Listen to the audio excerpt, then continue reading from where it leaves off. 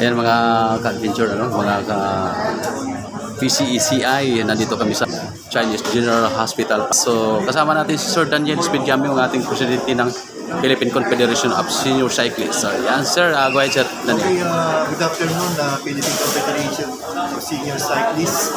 We're live here at Chinese General Hospital on our medical mission regarding the pre-screen test of blood cholesterol and random blood sugar.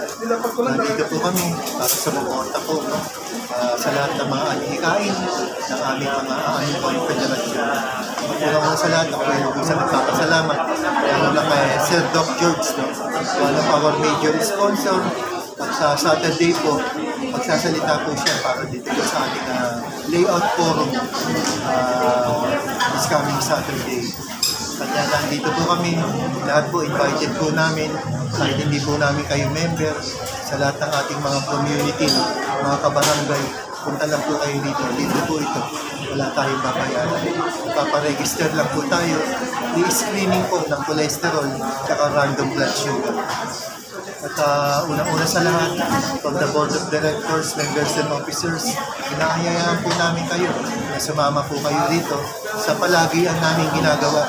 Hindi lang po monthly, yearly, no? Ang medical mission na ginagawa po namin.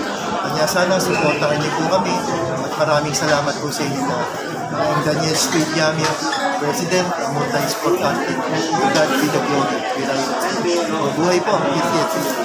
Mabuhay po Sir Daniel. Alright, maraming salamat po. Thank you.